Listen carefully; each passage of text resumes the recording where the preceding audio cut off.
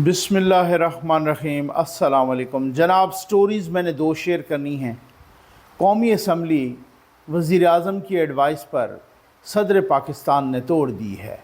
अब क्या होगा इस पर बात करनी है, और या इसका क्या मतलब है इस पे बात करनी है। और साथ ही कि ये साइफ़र की कापी जो इंतहाई सीक्रेट डॉक्यूमेंट है, साइफ़र की कापी अमरीकी अखबार को किसने दी, ये बहुत बड़ी बात है।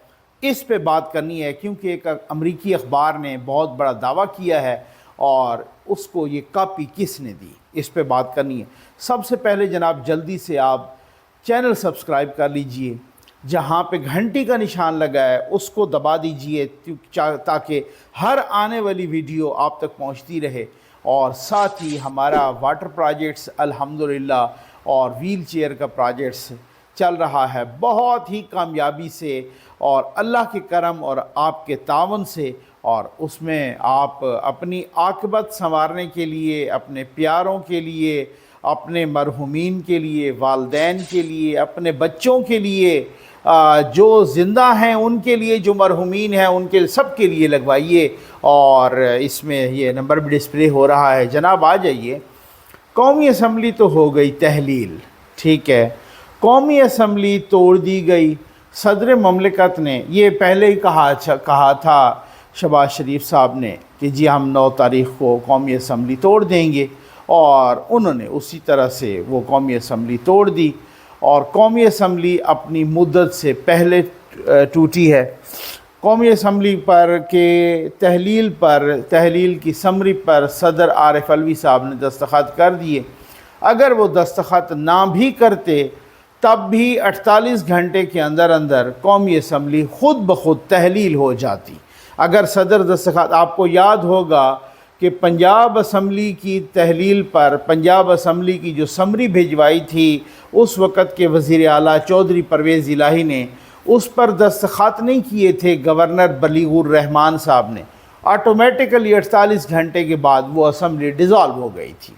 तो आपके आइन में लिखा है कि अगर सदर साहब दस्तखत ना करें तो ख़ुद ब खुद असम्बली 48 घंटे के बाद टूट जाती है, ठीक है। लेकिन अब बड़ी दिलचस्प सी सूरत हाल है। अभी तक आप सोच रहे होंगे कि निगरान वज़ीर आज़म का तो उसको नाम सामने आया नहीं, फिर क्या होगा भाई। फिर अभी तक ये है कि जो काबीना है वो तो सारी की सारी ख़त्म हो गई है।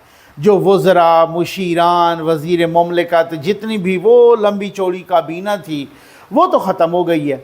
लेकिन वज़ीर आज़म शहबाज शरीफ साहब ही हैं अभी तक, क्योंकि आपके आइन में लिखा है कि जब तक नया वज़ीर आज़म यानी केयर टेकर वज़ीर आज़म, जिसको आप निगरान वज़ीर आज़म कहते हैं, वो नहीं आएगा तब तक वही वज़ीर आज़म जो इनकम्बेंट वज़ीर आज़म होगा, जो मौजूदा वज़ीर आज़म होगा, वही कैरी करेगा, वही जारी रहेगा। अच्छा, अब अगर आइन में ये लिखा है कि अगर वज़ीर आज़म साहब और लीडर ऑफ अपोजिशन जो राजा रियाज़ हैं, ठीक है, यानी लीडर ऑफ द हाउस या लीडर ऑफ अपोजिशन, ज़रा सोचिएगा, ज़रा थोड़ा इस पे ना जम के तबसरा करते हैं ताकि आपके जहन में क्या आ रहा है, क्या आपके जहन में भी वही आ रहा है जो मेरे जहन में आ रहा है, ठीक है ना। ये इस पे ज़रा तबसरा करते हैं।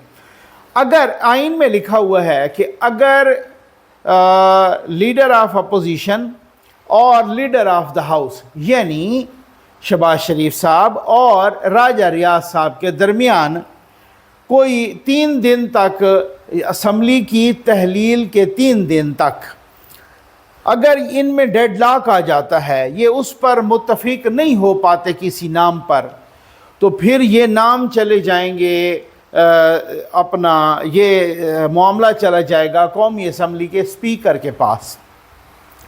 स्पीकर कौमी असम्बली एक कमेटी बनाएगा 8 लोगों की, ठीक है ना। तो वो जो 8 लोगों की कमेटी बनाएगा वो कोई हुकूमत के साइड से भी बराबर और इस साइड से भी बराबर, अपोजिशन की साइड से भी। तो वो अगर वो भी 3 दिन तक कोई नाम फाइनल कमेटी नहीं कर पाती तो फिर उसके बाद वो मामला चला जाएगा इलेक्शन कमीशन के पास, और इलेक्शन कमीशन 2 दिन में वो मैटर وہ جو ہے نا یہ حل کرے گا اور کسی کا نام بھجوا دے گا۔ اچھا، اب اس میں کچھ تبصرے ہیں نا، اب بہت ساری باتیں ہیں، بات اتنی سمپل نہیں ہے۔ تو اس کا مطلب ہے 3 اور 3 6 اور 2 8، یہ 8-10 دن تو ویسے یہ آرام سے نکالے جا سکتے ہیں، ٹھیک ہے۔ اچھا، اس میں پھر اب 2 طرح کا تبصرہ ہے۔ آئین یہ تو کہتا ہے کہ اگر وزیر اعظم اور لیڈر آف اپوزیشن آپس میں اتفاق نہیں کرتے تو 3 دن کے بعد وہ معاملہ آگے چلا جائے گا، لیکن آئین یہاں خاموش ہے کہ اگر وزیر اعظم اور راجہ ریاض کہتے ہیں کہ جی ہمارا اتفاق تو ہے، کوئی ڈیڈ لاک نہیں ہے، لیکن ہم جو ہے نا اس پر ذرا مزید مشورہ کرنا چاہتے ہیں، تو اس پہ آئین کچھ نہیں کہتا۔ اب آپ کو سمجھ آ گئی ہوگی کچھ چیزوں کی، ٹھیک ہے نا۔ کیا ایسا ایک پہلو کیا ایسا تو نہیں ہے کہ جناب یہ 15 یا 16 ستمبر تک شہباز شریف ہی رہتے ہیں، کیا کیونکہ بندیال صاحب چلے جائیں نا تو پھر اس کا آپ سمجھدار ہیں، آپ ڈاٹ سے ملا سکتے ہیں۔ ایک پہلو تو یہ ہے۔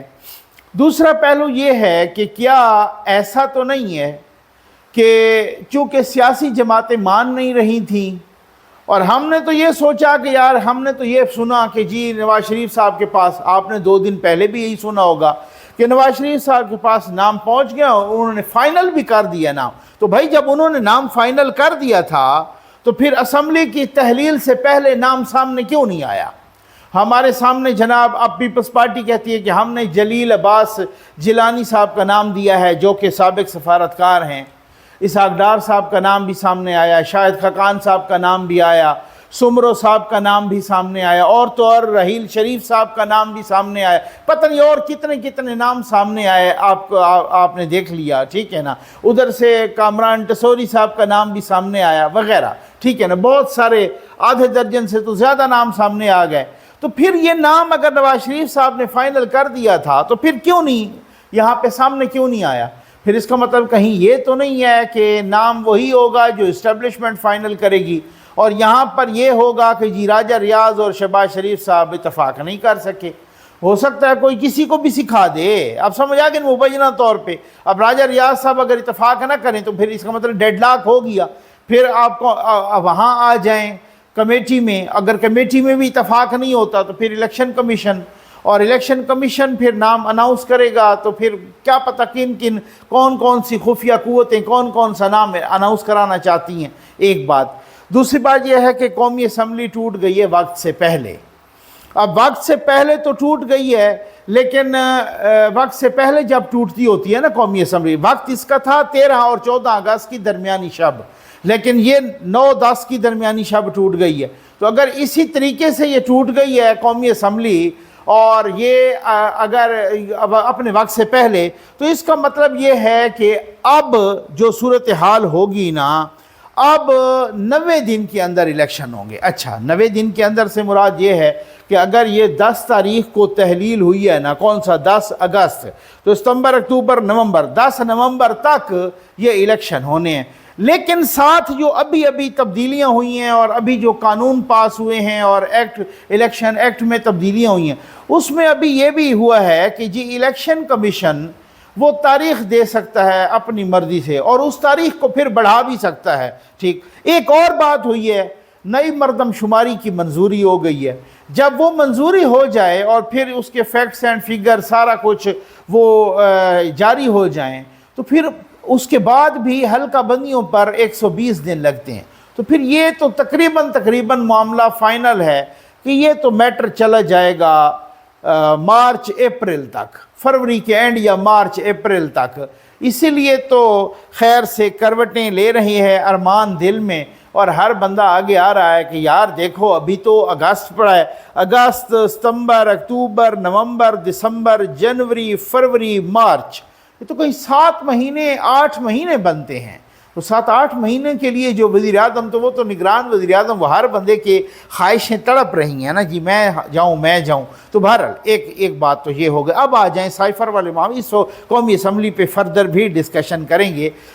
سائفر والے معاملے پر آ جائیں، اور سائفر والا معاملہ ہے کہ ایک امریکی نیوز ویب سائٹ ہے دا انٹرسیپٹ، उसने जनाब ताज़ा ताज़ा दावा किया है और उस दावे पे मेरे यूथिए भाई वो क्या कहते हैं घुंघरू पहन के नाच रहे हैं। और जी देखो वो वही वाली बात हुई कि खान साहब ने ठीक कहा था कि साइफ़र का वो मामला अमेरिका ने साजिश की है वगैरह वगैरह, ठीक है। और उस अखबार ने ये कहा है कि हमारे हत्थे लगाए साइफ़र और हमें ये भी बताया है उसने, मैं बताता हूँ आपको कि साइफ़र हमें किसने दिया है। अच्छा, अब पहली बात कि वही वाली बात जैसे खान साहब नहीं कहते कि अगर आप कहेंगे कि जी अगर खान को हटाते हैं तो फिर ठीक है, आपको सब कुछ मुआफ़ है, और अगर आप खान को नहीं हटाएंगे तो फिर इसके कॉन्सिक्वेंसेस होंगे। ये डोनाल्ड डू ने असद मजीद को कहा था। खान साहब हर जगह पे बताते होते हैं, ठीक है। अच्छा, मैं ये हैरान हूँ कि अगर ये अमेरिका ने कहा है कि अगर आप खान को हटा देंगे तो बिल्कुल ठीक, आपको माफ़ कर दिया जाएगा, आपके लिए शहद और नहर अपना दूध की नदियाँ बहा दी जाएंगी, और अगर नहीं हटाएंगे तो फिर उसके कॉन्सिक्वेंसेस होंगे। अब समझ आ गई है, ठीक। भाई मुझे ये बताएं कि इन्होंने हटाया तो फिर कौन सी दूध और शहद की नदियां बह गई? इन्होंने तो नाक रगड़ रगड़ के जिस तरीके से मिन्नतें कर करके ये IMF से पैकेज लिया, अमेरिका ने मदद कौन सी की? अमेरिका तो उल्टा इनका मुखालिफ हो गया है, एक बात।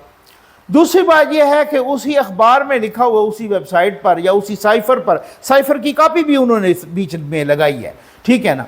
जरा रुकिएगा, बहुत सारी अहम बातें हैं। वो खान साहब का यूं समझ लें, हमारी सराइकी में कहते हैं नांग ते लत आई है, यानी कि सांप पे ही पैर आ गया है खान साहब का। ये साइफर की कॉपी उसे किसने दी है वहां पर? ये बड़ी मामलात गड़बड़ है। आप एक चीज को उलझाते हैं, सुलझाते हैं ना, दूसरी उलझ जाती है। खान साहब इस स्टेज पे पहुंच चुके हैं, ये वही वाली बात है कि हाथ उलझे हुए रेशम में फंसा बैठे हैं, अब बता कौन से धागे को जुदा किससे करें। ये ऐसी सूरत हाल आ गई है। ये जिसने भी ये हरकत की है उसने खान को फंसाया नहीं बल्कि खान को धंसाया है। खान पहले फंस चुके थे, अब वो धंस चुके हैं। ये मेरी बात याद रखिएगा, ये बहुत मामलात गंभीर हो गए हैं। अब पहली बात तो ये है कि कौन सी नदियां बह गई।